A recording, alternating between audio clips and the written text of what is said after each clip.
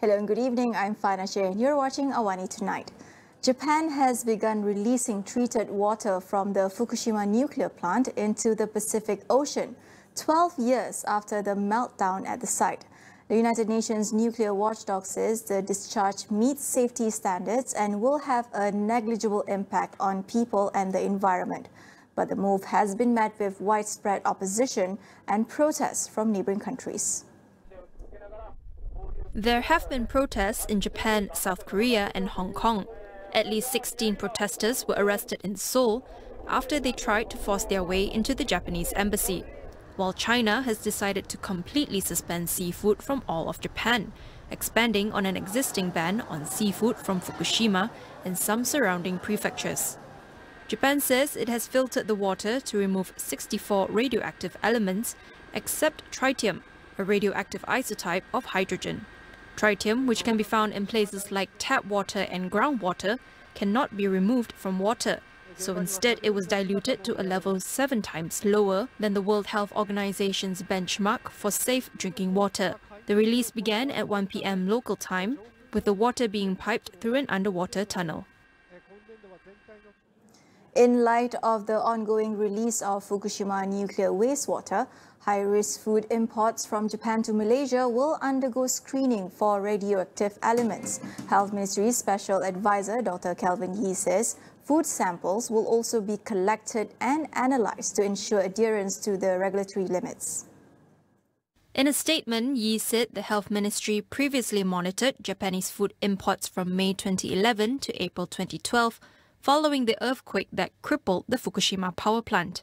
He said the ministry was continuously monitoring national entry points and local markets to ensure food safety.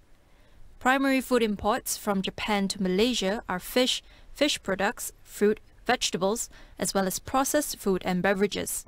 On Wednesday, Deputy Agriculture and Food Security Minister Chan Fong Hin said there were currently no live marine fish being imported from Japan.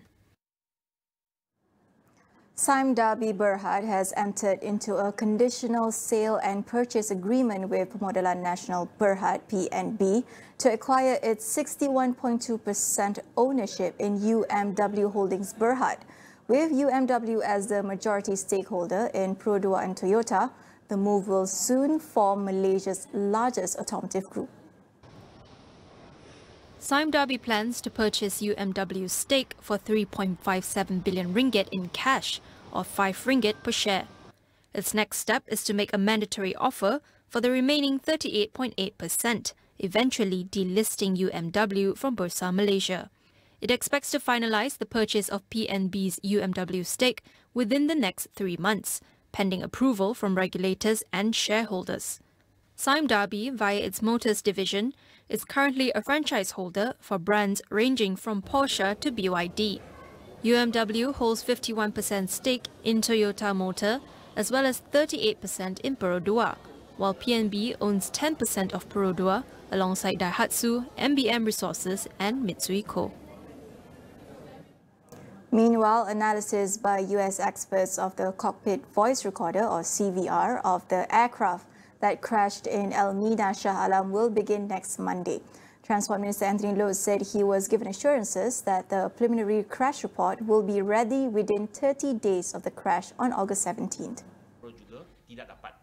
Loh said there have been some delays due to the need to obtain visa approvals for the Air Accident Investigation Bureau to bring the CVR's memory park to the original equipment manufacturer's factory in Florida. This comes after experts at a Singaporean laboratory had failed to retrieve recordings from the badly damaged CVR. Last week, the Beechcraft 390 Premier 1 aircraft flying from Langkawi to Subang crashed onto the Guthrie Corridor Expressway in the Almina Township in Shah Alam. The tragedy killed all 8 people on board, as well as an e-hailing driver and a delivery rider who were on the highway at the time. In other news, the Election Commission has set polling day for the Pelangai by-election on October 7th. Nomination day will fall on September 23rd, while early voting is fixed for October 3rd. The dates were announced by EC Chairman Tan Sri Abdul Ghani Saleh. There are 16,456 registered voters in Pelangai. The Pahang State seat felt vacant following the death of its assemblyman Datuk Johari Harun, who was among the passengers in the August 17th plane crash in Shah Alam. Meanwhile, Barisan Nasional is set to defend the state seat, according to Datuk Seri Ahmad Zahid Hamidi. The UMNO president, however, did not reveal the BN candidate who would stand in Pelangai.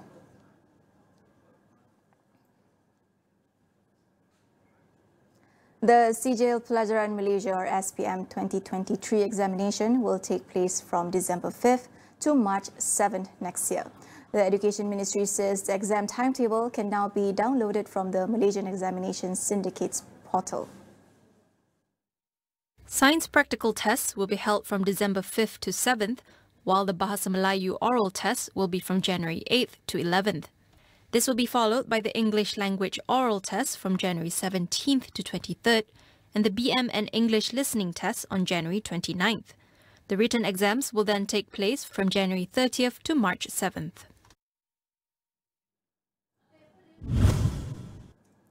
The government intends to retain the Security Offences Special Measures Act 2012 or SOSMA, but with further amendments to improve the act. Most recently, a provision allowing bail for detainees is being considered. Will this be able to address some of the issues brought forth by the civil societies calling for the abolishment of the act? Farida Mohamad from Suara weighs in. IBRAM is committed to look into the issues and willing to engage with the society and also with the family member to find out like what is actually the issue faced by the accused awaiting trial. And also it's a positive step for him to actually, look into to amend the provision with regard to bail. But somehow we need to as a whole, based on my experience, representing the accused in court during trial, need to also look into the issue of detention of 28 days where there's no judicial oversight, and also about how the investigation was made and abuse and torture that took place during the 28 days of detention and the statement taking during the detention as well under Section 18 capital A, where the accused has the suspect, there's no caution statement being taken. They have to, any statement given by them during the detention of 28 days can be taken as an evidence, regardless whether it is made voluntarily or otherwise. And there are instances where the suspect was forced to confess. Farida also highlighted the struggle of some detainees to obtain legal help. Like for the past cases where for those who are involved in terrorism-related offences, actually one of the reason of other than because of other than the issue of bail is also because of their financial background or situation. Since SOSMA-related cases are all we heard in High Court, so and also it's considered as fall under the category of serious crime.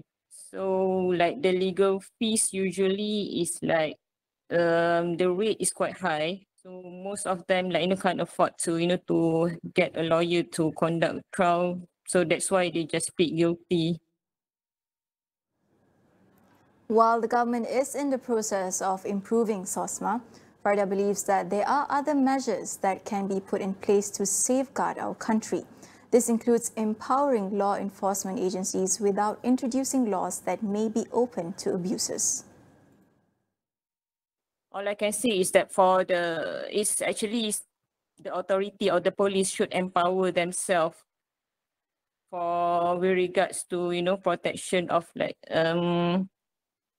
national security, because if we have detention without trial or maybe the draconian law in that sense, it's actually it's open for abuse.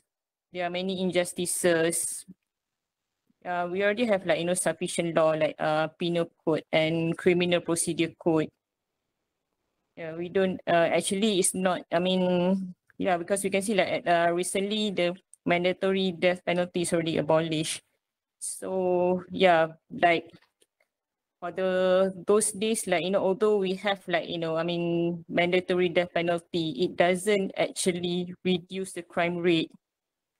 So it's, yeah, it's for like, our police force and our like, should be empowered and like the way of their investigation. And also, I believe that it should be in line with human rights as well and justice.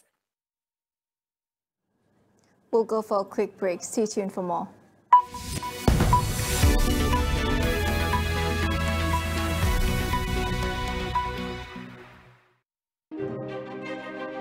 Asking the tough questions is what we do every day here on Astro AWANI. Catch me every weeknights at 10:30 p.m. across all AWANI platforms.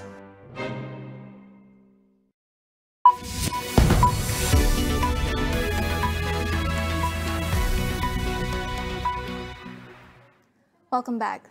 Leaders of the BRICS group of developing nations have invited 6 countries, Saudi Arabia, Iran, Ethiopia, Egypt, Argentina and the United Arab Emirates, to become new members of the bloc in a bid to expand its global influence. South African President Cyril Ramaphosa, who is hosting a summit of BRICS leaders in Johannesburg, announced that the new candidates would be admitted as members on January 1st, 2024. The expansion could also pave the way for dozens of interested countries seeking admission to BRICS, currently comprising Brazil, Russia, India, China and South Africa. According to South African officials, more than 40 countries have expressed interest in joining BRICS, and 22 have formally asked to be admitted. The move comes at a time when geopolitical polarization is fueling efforts by Beijing and Moscow to forge BRICS into a viable counterweight to the West. While all BRICS members have publicly expressed support for growing the bloc, there were divisions among the leaders over how much and how quickly. BRICS currently accounts for about 40% of the world's population and a quarter of its GDP.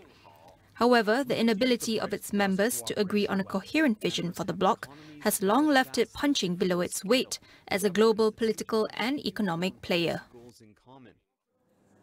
Russia's most powerful mercenary, Yevgeny Prigozhin, was listed on board a plane which crashed on Wednesday evening with no survivors. The Kremlin has yet to comment on the fate of Prigozhin, whose clash with Russia's military leadership had made him a hero for many, but also a challenger to President Vladimir Putin.